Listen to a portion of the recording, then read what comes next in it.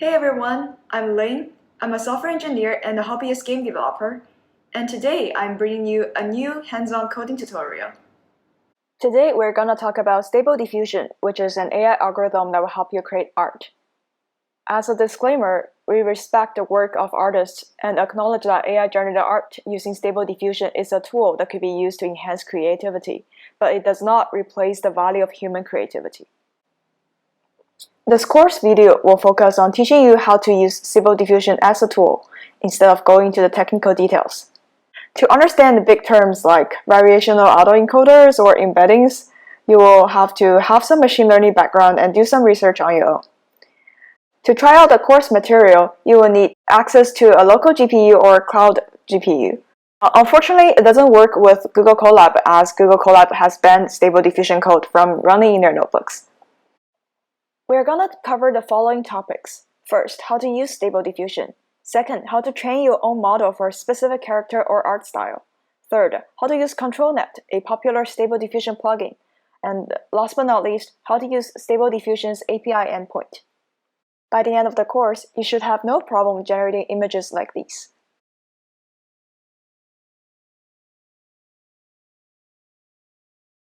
Alright, let's start with how to use Stable Diffusion. Let's start by installing Stable Diffusion on your local. We're gonna go to this GitHub repository and install them based on the instructions.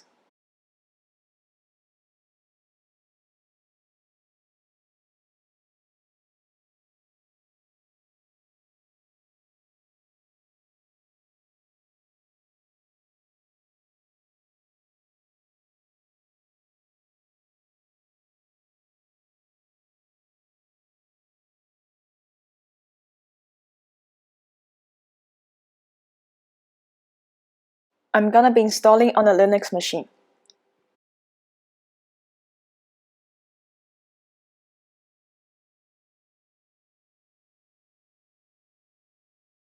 The installation process may take a while, so be patient.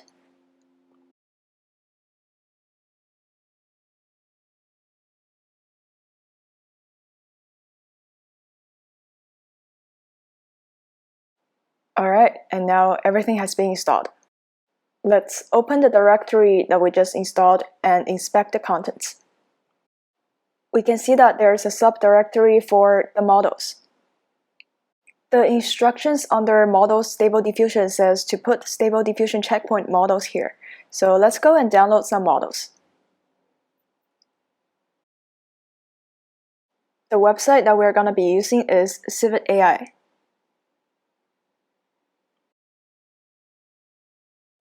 Civet AI is a model hosting site, and we can see there are lots of models uploaded by different users. One of the models that I like to use is called Counterfeit. It generates anime-like images. When we open the model page, we can see some sample images generated by the model. And if we take a look at the files, these are the uploaded models. It looks like the maintainer of this model regularly updates the versions, so we can go to their links to see the updated versions.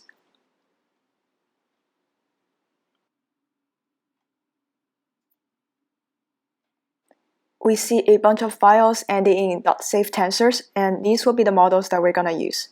We also see a .vae.pt. This is a variational autoencoder model that will make our images look better, more saturated and clearer. We're gonna download the models and put the checkpoint models in models/stable diffusion and the VAE in models/VAEs.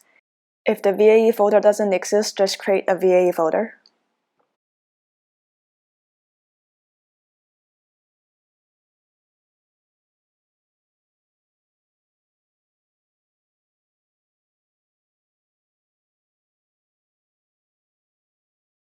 Once we have downloaded our checkpoint and VAE models, we're almost ready to launch the web UI. We can customize some settings in webui user.shell. When you open this file, the export command line args should be an empty string. For my command line arguments, I have configured it to share. This means that when I launch the web UI, besides localhost, it will also expose a public accessible URL. This way, my friends can access my locally hosted web UI via this public URL. Here's a part that I didn't capture in the video. For the web UI to use the VAE by default, you have to set the VAE path in webui user.shell. Here is my webui user.shell. It has lots of customizations.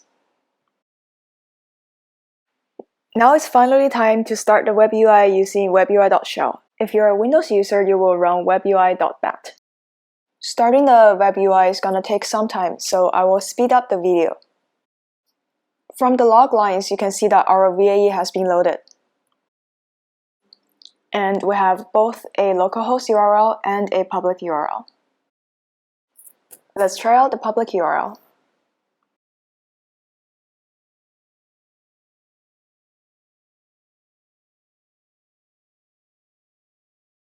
So this is what the web user interface looks like. We can see a big text box here for entering prompts to generate an image. Alright, let's start typing something. I'm gonna ask for a girl with short brown hair and green eyes and with a simple background.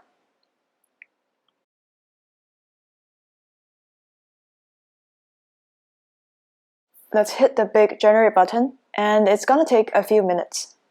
I'm gonna speed up the video for you. Alright, it looks like we got our girl with short brown hair and green eyes on a simple background. Alright, so our text prompt in the form of a long string worked. It is also possible to use keywords or tags. We're gonna look at this website that has some reference tags. For example, you can see like girl, long hair, short hair, skirt. Most of the checkpoint models we're using for Stable Diffusion are indeed trained on these tags, so the models will have no problem parsing those keywords. Let's rewrite our prompt using those keywords.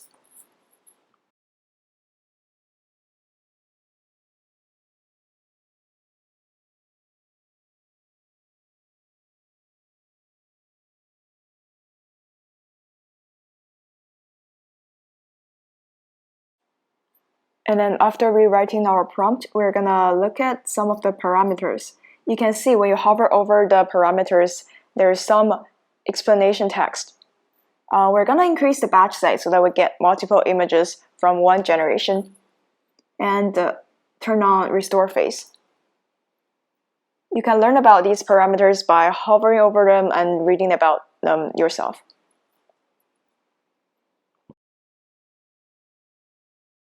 And indeed, we got some girls with brown hair, green eyes, round glasses on a very simple background.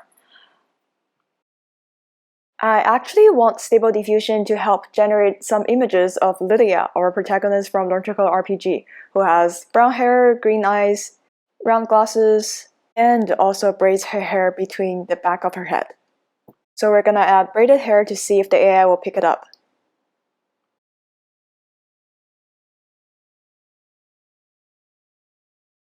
If you're like me, you might notice that the background is a little bit too green, and we can adjust that. We just need to put in a negative prompt for a green background, and we will see different color backgrounds. The good news is that the backgrounds are no longer green. However, the braided hair isn't exactly in the direction that we want it to be, so I guess we should adjust that in the prompt.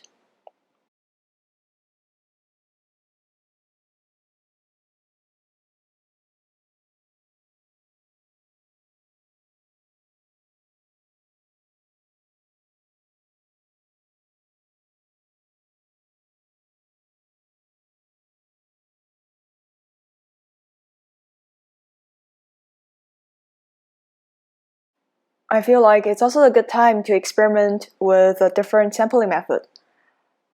Different samplers can produce pretty different art styles, and you can see some comparison images if you do a Google search. I will also try to link to some in my article.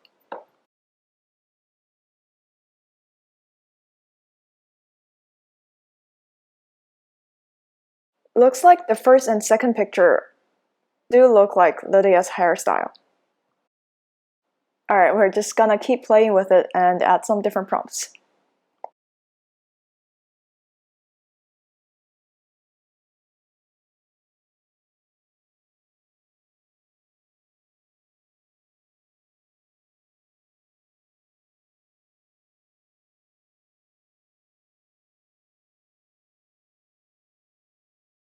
Alright, so we asked the AI to show our hands. However, the hands are pretty deformed, and here we're gonna try to fix them by using embeddings.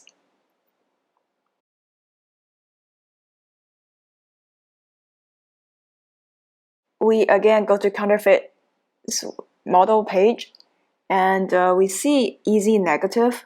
This is one of the textual inversion embeddings that we can use. So the first row is with easy negative, and the second row is without. Looks like easy negative does enhance the image quality and make better hands. Alright, we're gonna grab this easy negative.save tensors and put it in our embeddings directory.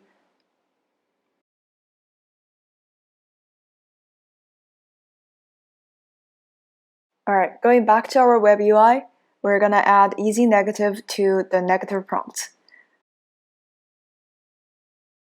Click on this button that shows a portrait, and under textual inversion we have easy negative. Clicking on it will bring it into the negative prompt. Alright, let's do some more generations. So what do you think? Do you think the images look better with easy negative? I think so.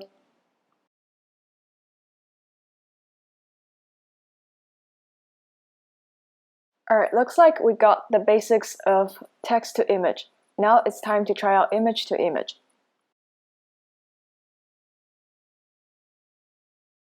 Let's save this image for our use.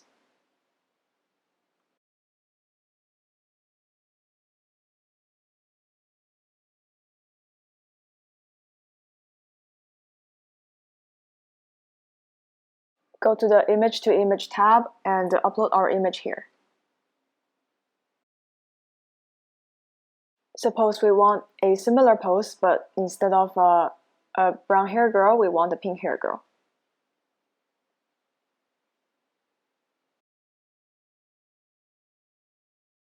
Image to image also have batch size and the restore faces and all the other settings we've seen in text to image. Let's hit generate. We can see that the generated images all have similar poses to our original image, but the hair color has changed to pink.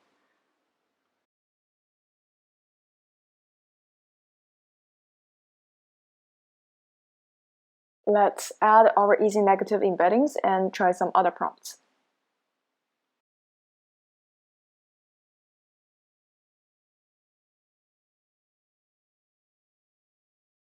For example, this time instead of a white background, I would like to add some detailed backgrounds.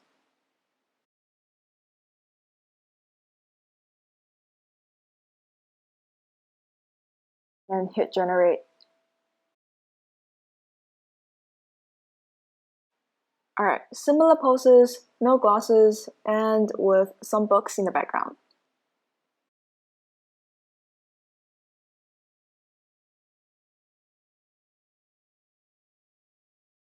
For other image-to-image options besides uploading a picture, you can also do Sketch or in Paint to repair or restore by repainting obliterated areas.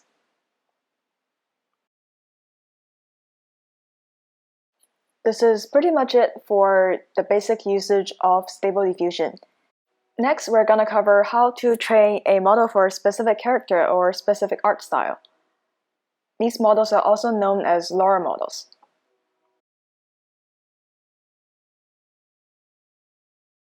The internet definition for LoRA is low-rank adaptation. It is a new technique for fine-tuning deep learning models that works by reducing the number of trainable parameters and enables efficient task switching. So essentially for Stable Diffusion, we are patching the checkpoint models. so that the generated images will look more like our character or art style. For this part of the tutorial, we won't need to use your local. We will be doing everything in Google Colab. We're going to use this amazing tutorial on Civet AI to train our LoRA. It's worth noting that since Google Colab is an online collaborative service, and the maintainer might need to modify or update some of the code inside the notebook, it will be perfectly normal if your notebook doesn't look like mine or you run into some errors I didn't run into during recording this tutorial. In that case, reaching out to this maintainer on the Civet AI post might help. Cool, time to take a look at the dataset requirements. For you to be able to train your LoRA, you will need anything between 20 up to 1,000 images of your desired character or art style.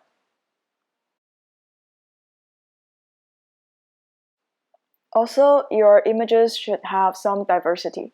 If all of them are close-up shots of the face, your model will have a hard time generating the whole body.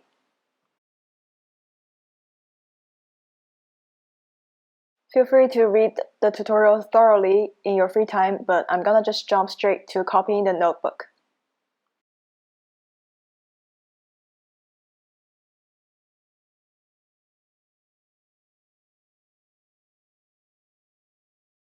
Here is the notebook that we just copied.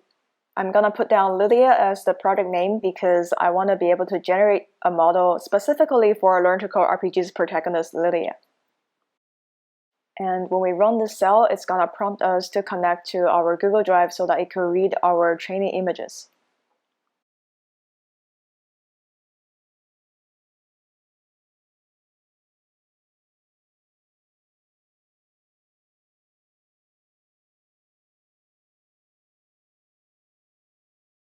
And in this cell, you can decide whether to grab images from the internet or to upload them to your Google Drive so you can read them in from your Google Colab. Here in your Google Drive, you can see that the first step of the Google Colab notebook created a LoRA folder, and inside it, there is your project, Lydia, and we're gonna upload our training images to this dataset folder. I have 13 or 14 images generated by AI, and when I was creating the tutorial, Quincy asked whether I think there will be an inbreeding effect if the AI is consuming images generated also by AI, but I think we'll be okay. I'm just gonna give it a few minutes for the upload to be complete, and then we're ready to curate our dataset.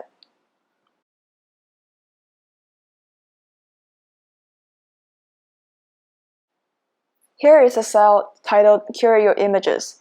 It will help you eliminate duplicates from your training set. However, I know that my training set doesn't have any duplicates, so I will skip this part. Alright, this next cell will use some AI tools to help us tag our images. In other words, to generate those keywords we've been using as the text prompt. So like for those Lydia's images, we might expect tags like brown hair, short hair, green eyes, one girl solo, face focused, and so on. Once this AI auto tagging is complete, the next step will help us curate our tags. This global activation tag will help identify our LoRA model when we are using a base stable diffusion model. When we put in the activation tag in the text prompt, the stable diffusion base model will know to generate characters or art style that's specific to our LoRA.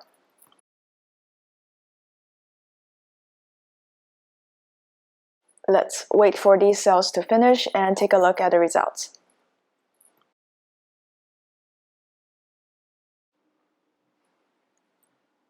Here are the top 50 tags from our training set. So we see one girl solo, brown hair, green eyes, all those tags that we expect. Now we run this Curate Your Tag cell to add this global activation tag to our many tags.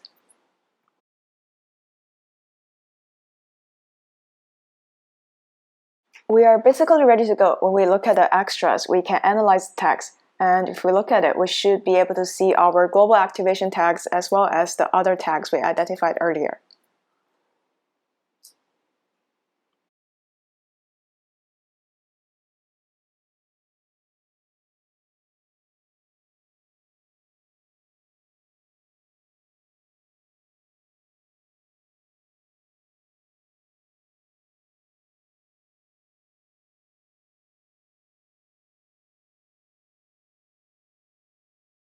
Just like for the last notebook, in the project name, we're gonna put in Lydia. And we can inspect some of the training parameters. For example, you get a base training model, but you can also use your own if you don't like the default. And there's activation tag, which is the global activation tag that we put in earlier.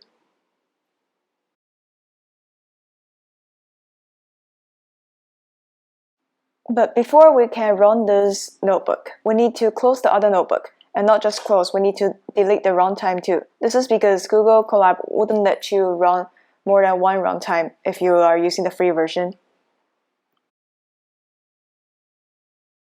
So we go back to our dataset maker notebook, interrupt any execution that might still be happening, and manage runtime, and delete this one.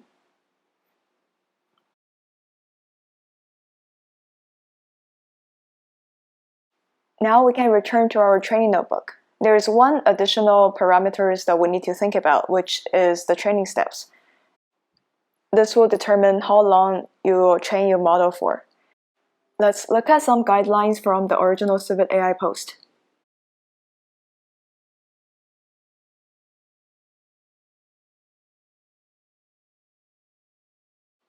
The guide is saying that too few steps will undercook the LoRA and make it useless, and too many will overcook it and distort your images. So we're gonna find a balance between these.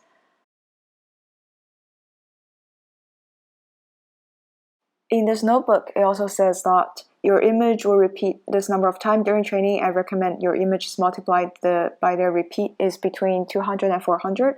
So since we have like 13 images, we're gonna slightly increase the number of repeats.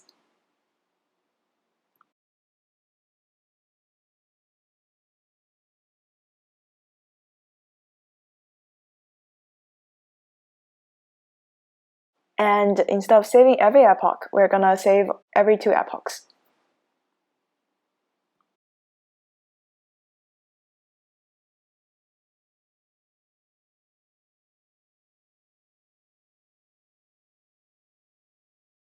Let's leave all the other parameters as default and start running the training.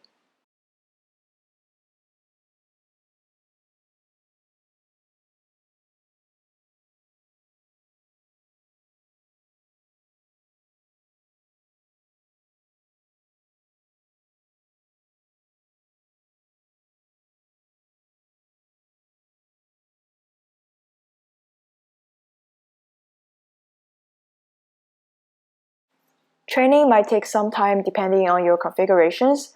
My model took like 20-something minutes to train, and I'll speed up the process just for you.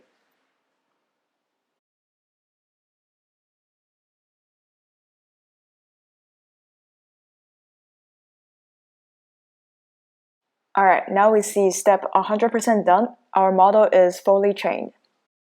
Inside Lydia output, we see multiple models, ending in safe tensors. The number indicates the number of epochs the model has been training for. Now comes the fun part of evaluating our model by generating some images. Let me take some time to explain the customizations I put into WebUI user.show. --share, as we mentioned before, generates a public URL.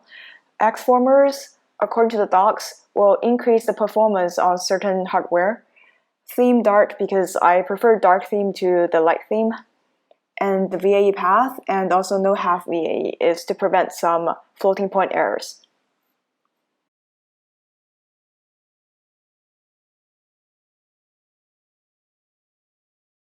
Alright, now we launch the web UI and wait for it to give us the public URL.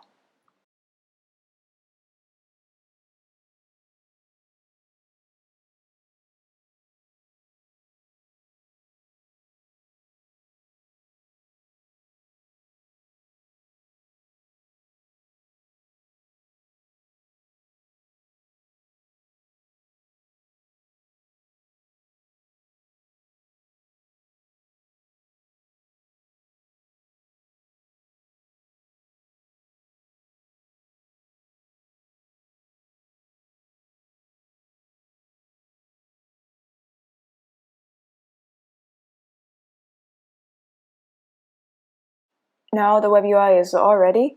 As usual, we put in our easy negative embeddings. Then let's first try the LoRA that has been trained for 8 epochs.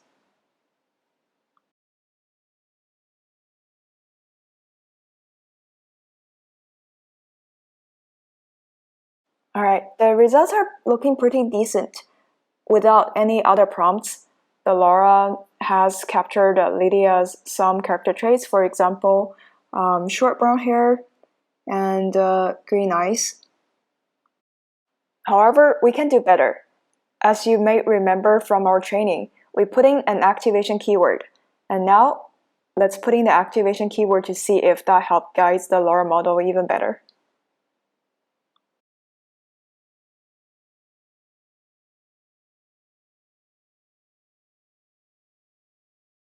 Alright, now we got the results. You might notice that there are a lot of half-body images instead of the more diverse full-body ones we saw with the previous prompt before it added the FCC Lydia keyword.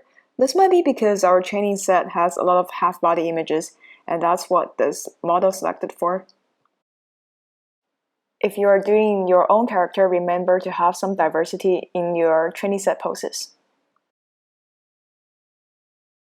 Alright, now let's try the model that has been trained for 10 epochs to see if there is any major difference.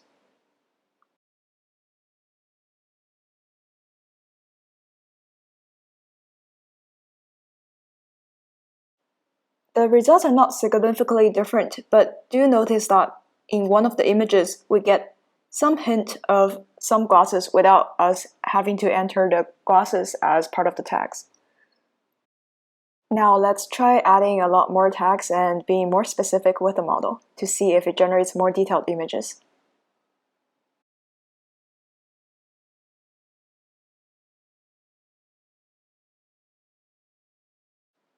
Alright, now the results have a lot more resemblance to Lydia. Well, in Learn to Go RPG, Lydia worked at a cafe as a barista while she was also learning how to code on the side. So let's change up the background to see if we can make Lydia a barista. So cafe and barista outfit and the apron.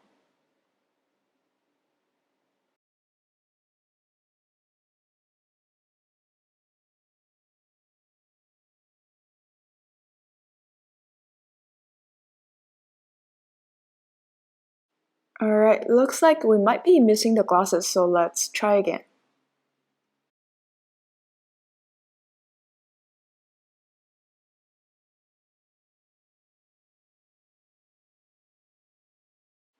We can also change our base model so that we get a completely different base art style. I have another one, and we can give that one a try too. Alright, now the model is fully loaded. Let's click the Generate button.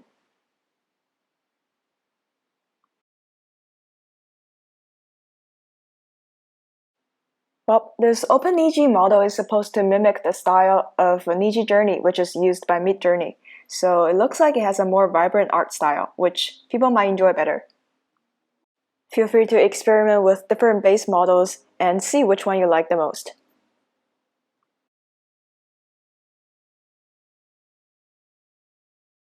Next, we can try adding more LoRAs and generate more complex images.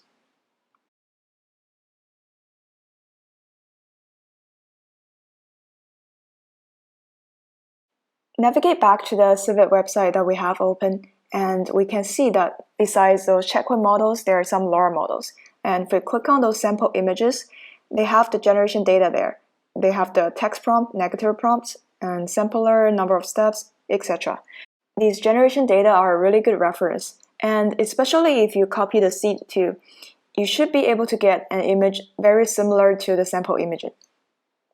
It's no guarantee that they're going to be exactly the same, but they should be very similar. Alright, let's find some LoRA to use with the LoRA models that we have already trained. For example, I like this LoRA model which is trained on black and white manga images, and they should give you images a manga-like style if you copy their trigger words. Let's download it and put it in our models LoRA folder.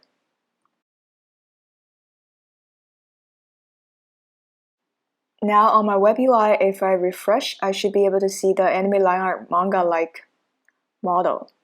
And let's add it to our prompt.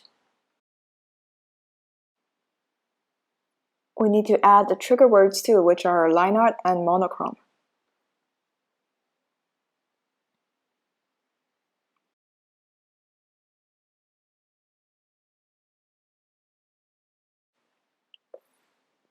Alright, we can see that now our images look like black and white manga style. That's pretty cool. In the next part, we're gonna cover how to use ControlNet to gain more fine-grained control of your image generation.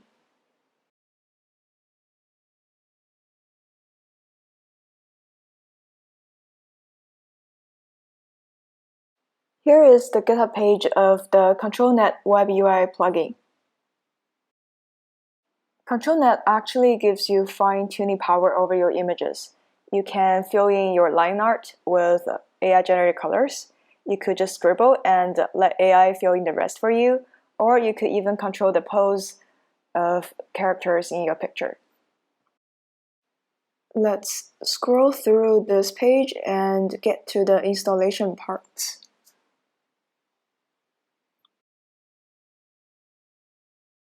Follow the installation steps, and if you run into any security warnings, you might need to add Enable Insecure Extension Access to your webuser.shell and then restart Web UI and try the installation.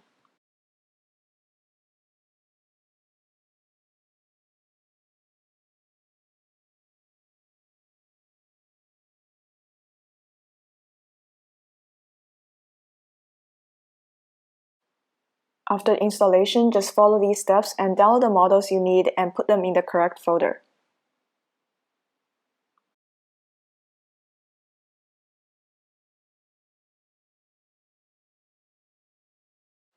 Once you've done these, it's time to go back to the Web UI and try out the ControlNet plugin. Alright, so when you expand it, the ControlNet plugin looks like this. There's an area for you to drag and drop images, and there are several parameters that you could set. So I'm gonna turn on low VRAM and also just enable the ControlNet plugin. Pixel perfect, and I have two models. I have a scribble and a line art.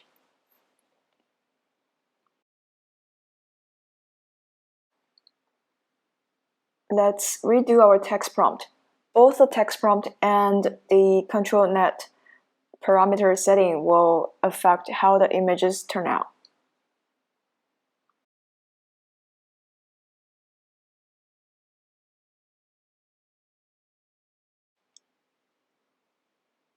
Cool. So I'm gonna connect to my tablet and just draw something really random on this canvas and see what we can generate from there. Well, don't play too much bets on my drawing skill. I'm just gonna roughly draw a person. It's really hard to use the provided pen tool, so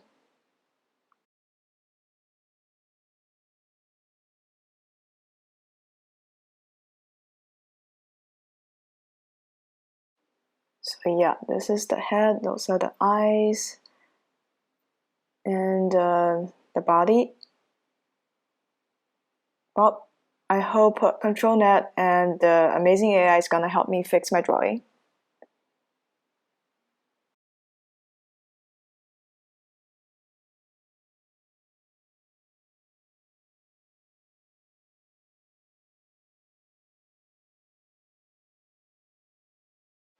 Well, I'm being totally unnecessary here, but I'm gonna draw some ribbons. And they, of course, don't even look like ribbons.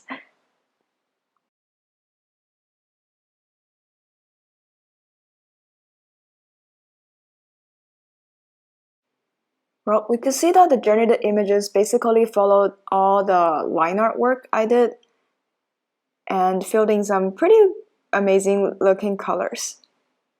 It's actually pretty impressive, and they even got the ribbons right. Well, that was for the scribble model. Now let's use some real line art and try the line art model as well. So I do have some promotional artwork I did for Learn to Code RPG, so let's try it.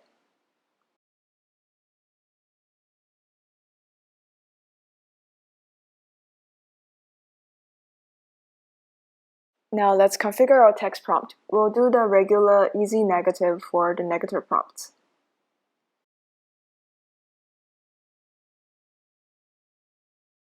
And then pick a sampling method. And we want the setting to be a cafe. Want the lighting to be softer and detailed.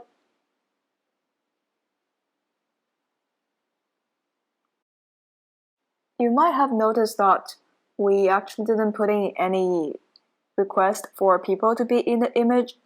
We'll see whether the generated image actually has people in it or not. And this time we do the lineup model.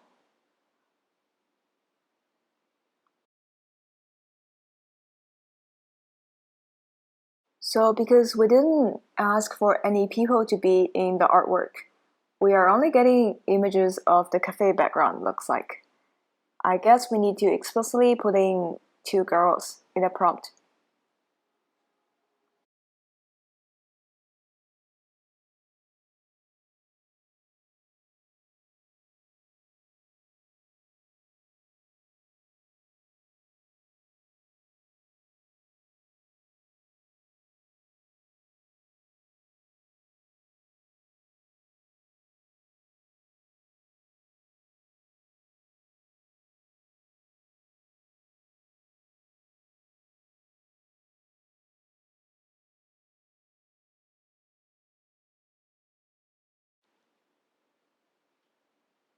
And it looks like this time we are getting girls in the images.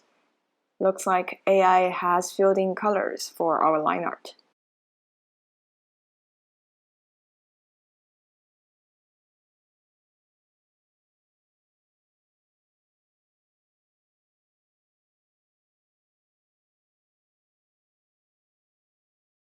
So that was the result of the lineup model. The colors are a little bit weird, so let's give the AI some more freedom and use the scribble one instead.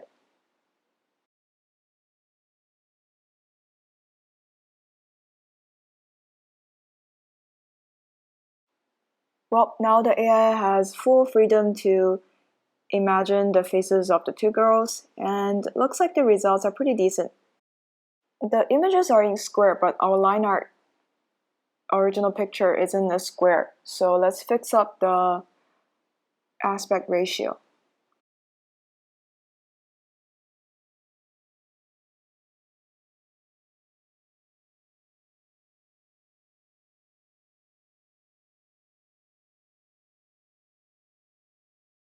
Again, with the scribble model, let's generate some more images.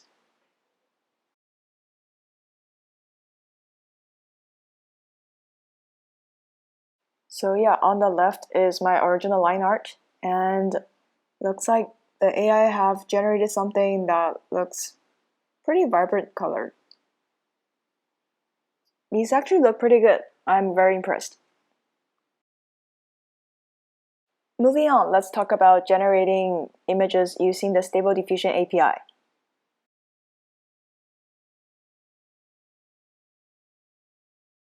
There is this API doc page on the Stable Diffusion repository website.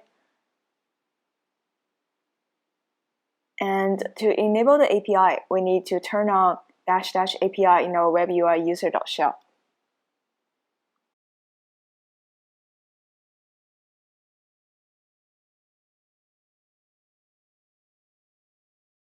We can see that there are several endpoints, for example, the text-to-image API endpoint, image-to-image API endpoint. And when we scroll down, we see sample payload.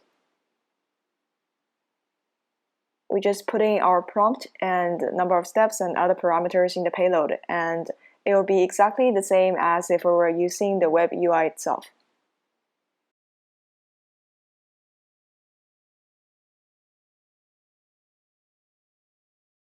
So the idea is that we send the parameter payload to the web UI API endpoint using a post method, and then we will retrieve some bytes that we can decode into our image.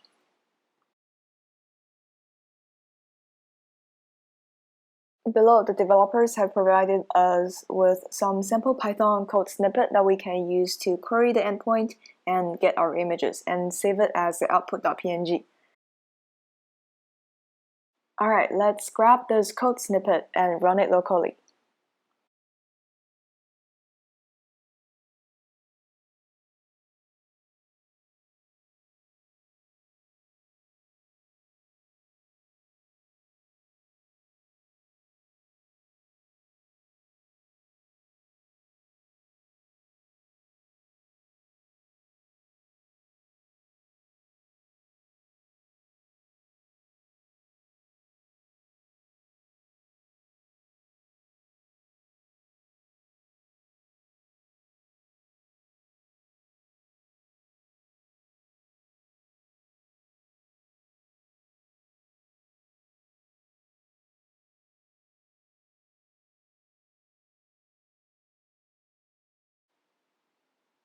Alright, for now, I'm just going to copy paste it and run it directly, and I will talk through the code in a little bit once we see the output.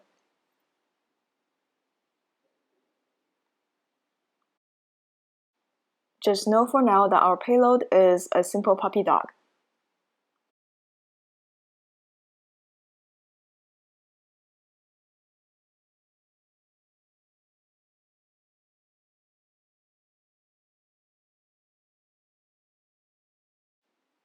If we don't have some of the modules installed that we have to import, we need to install them using pip.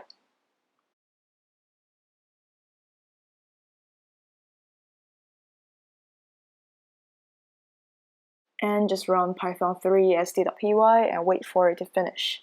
Well, looks like it has finished, and we have an output.png file, which is a puppy.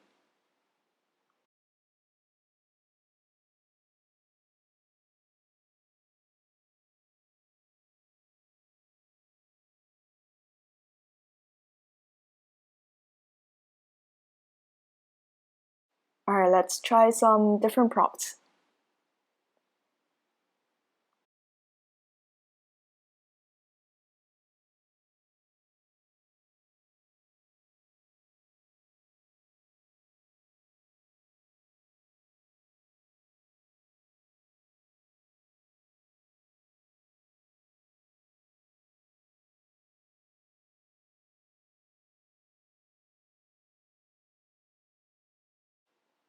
We can add negative prompts into the payload too.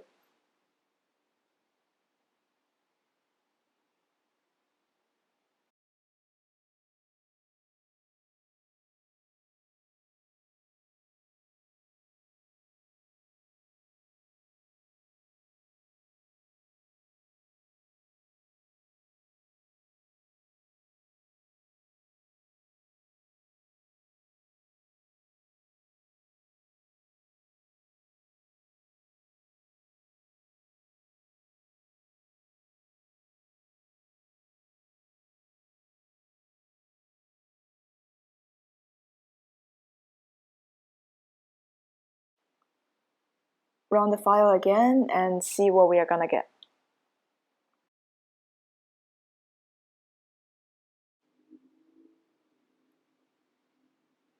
Oh, that looks pretty futuristic and really cool.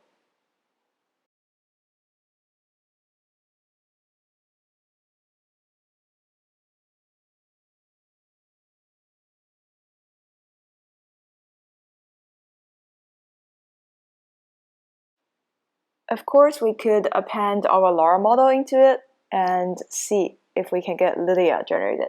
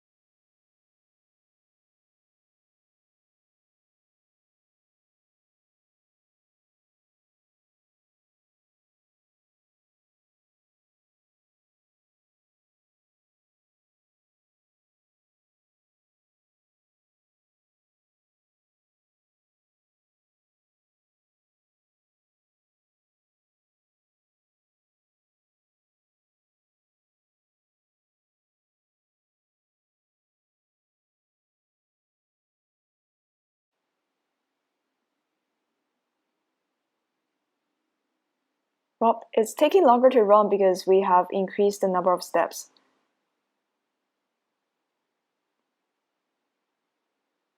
And we have a picture of Lydia.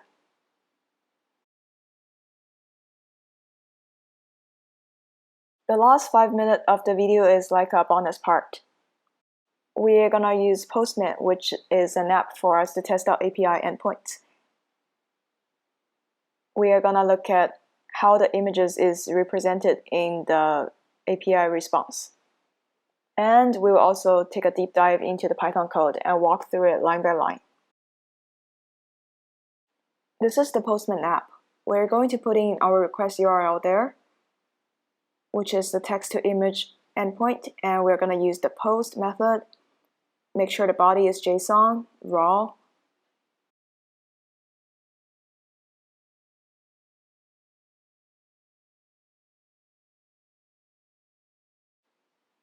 And click send.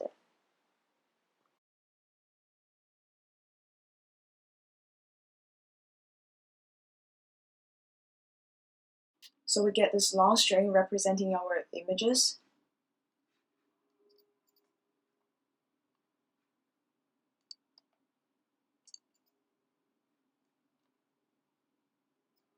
And then in the response, we could see some other parameters that we don't need to pay too much attention to.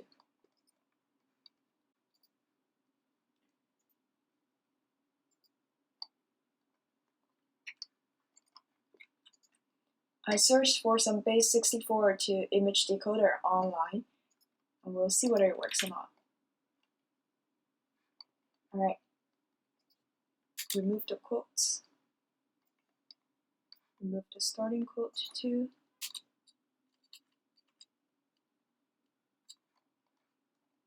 And here's our image.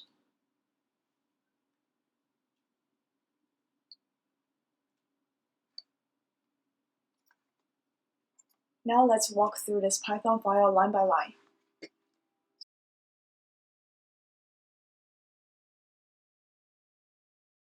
So here we're doing a bunch of imports. We imported JSON, we imported requests for making a post request, and we imported base64 for decoding, and we imported some image libraries. And we set our URL to be the public instance that our web UI is running on. And we create our payload just like this. And then we post to our URL and the specific API endpoint, which is text to image, give it the payload, and then get a response, convert it to JSON. And remember the images field that we saw? That's our image string. So we decode it into an image. This part here is retrieving some metadata for the PNG. For example, what parameters are used to generate the PNG, etc. And finally, we save this image alongside with this PNG info. It's pretty straightforward. Feel free to play with the code on your own. You can also make API requests in other programming languages of your choice. So this is the end of the video. I hope you enjoyed it. I hope to see you in the next video.